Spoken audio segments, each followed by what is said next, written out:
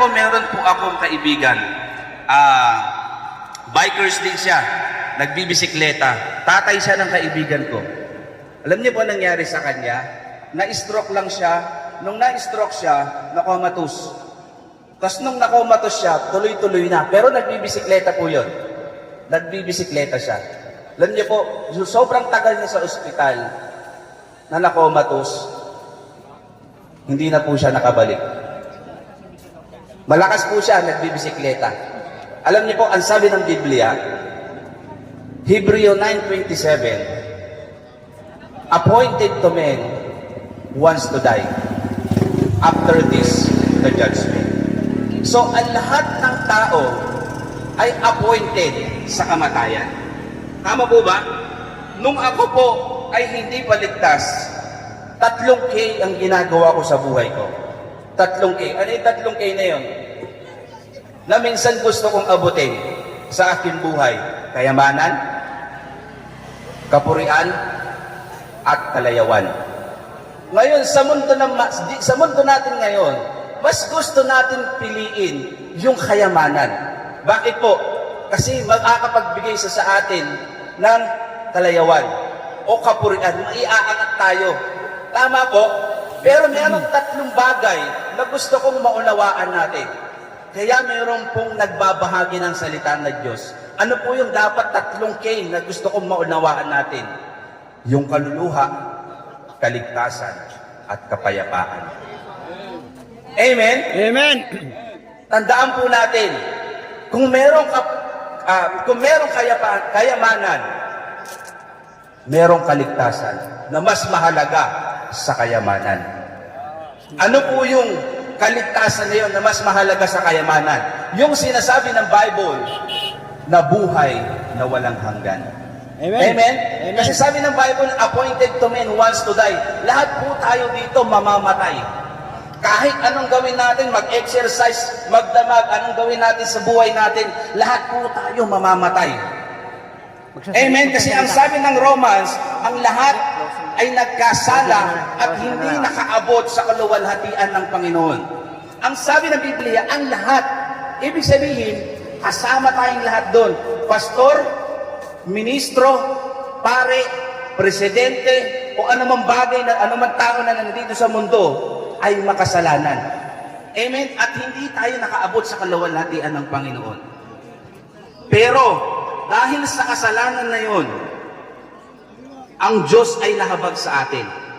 Tama po ba? Tama. Nahabag ang Diyos at ibinigay niya ang kanyang bugtong na anak.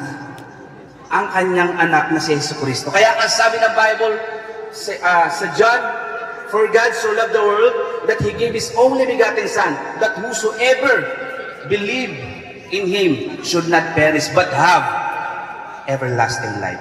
Simple lamang po yung kaligtasan na dapat natin gawin sa ating buhay. Huwag natin piliin yung kayamanan. Huwag natin piliin yung karangyaan. Amen? Kasi ang lahat ng mga bagay na yan ay mawawala. Pero ang buhay na walang hanggan, hindi yan mawawala. Kasi sa langit natin yan, lalasapin. Alam niyo po, yung mga bagay na nandito sa mundo, ano man yan, material things, lahat yan mawawala. Tama. Isang bagay na hindi ko nakamit nung hindi pa ako ligtas. Isa po akong makasalanan, drug addict. Yung tukhang naabutan ko yan. Pupunta ako ng Balara. Pagka nagkakatukhangan na, pupunta ako ng Bagong Silang. Batang 7C po ako.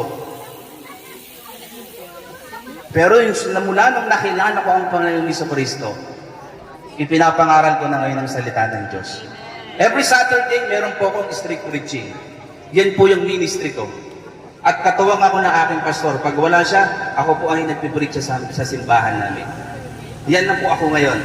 Hindi na po ako tulad ng dati. Amen. Bakit po? Kasi meron salita ng Diyos.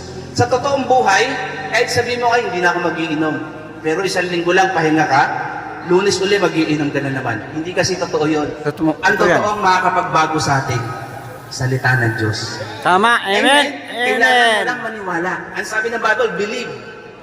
Amen? Kailangan mo lang maniwala. Amen? Ang sabi ng Bible, hindi naman natin kailangan ng reliyon. Tao po ba? Kasi kami Baptist. Pero hindi namin kailangan ng relihiyon. Ang kailangan namin relasyon. Relasyon sa Panginoong Jesucristo. Ang sabi ng Bible,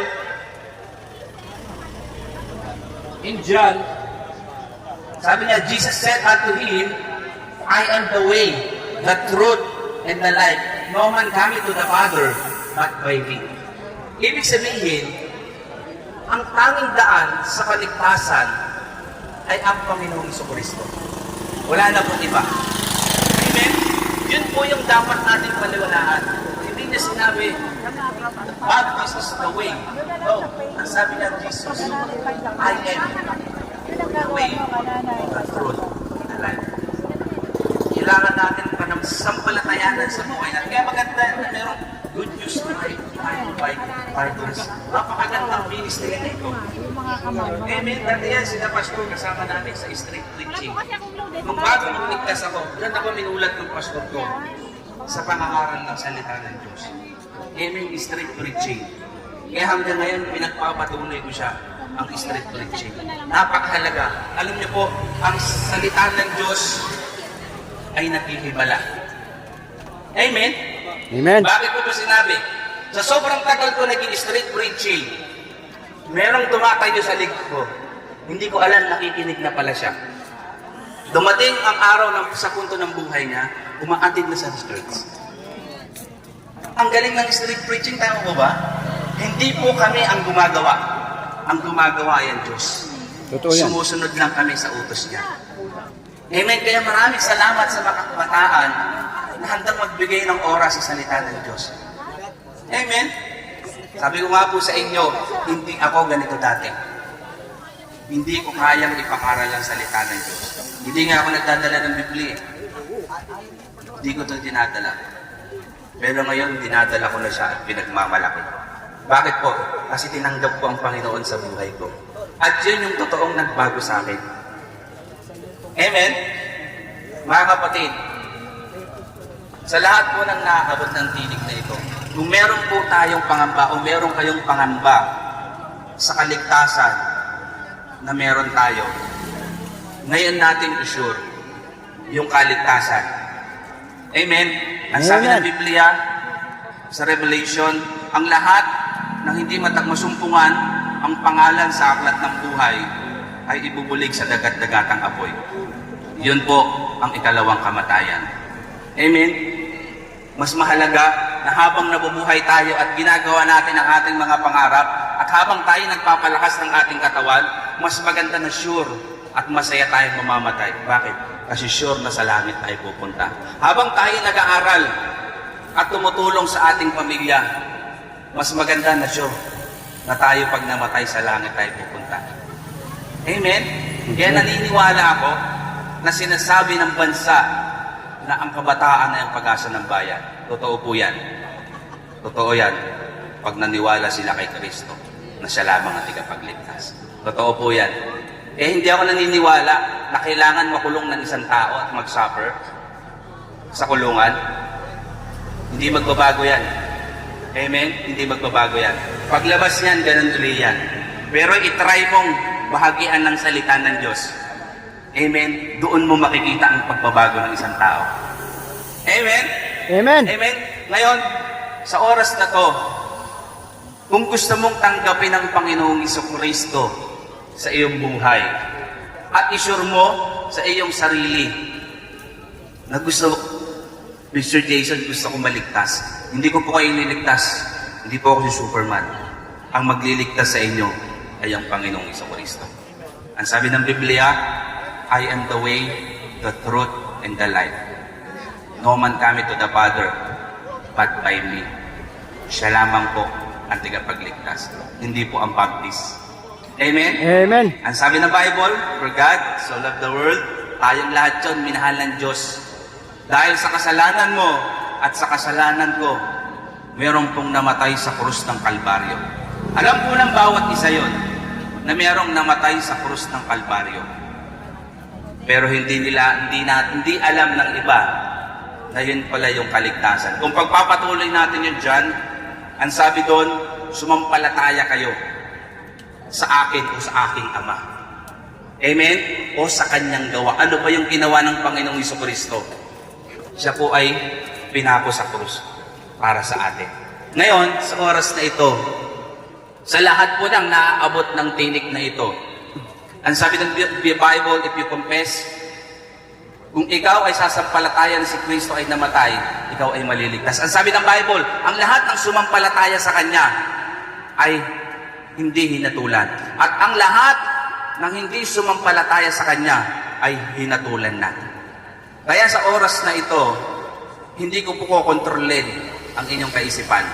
Ang magkokontrol niyan ay kayo lamang. At hindi ko pa nakikita ang laman ng inyong isip at ang inyong puso. Pero ang sabi ng Biblia, ultimo bilang ng buhok natin ay alam ng Diyos. Ngayon, kung gusto mong tanggapin ang Panginoong Jesucristo sa iyong buhay, sa iyong puso, i-guide lang kita sa isang panalangin.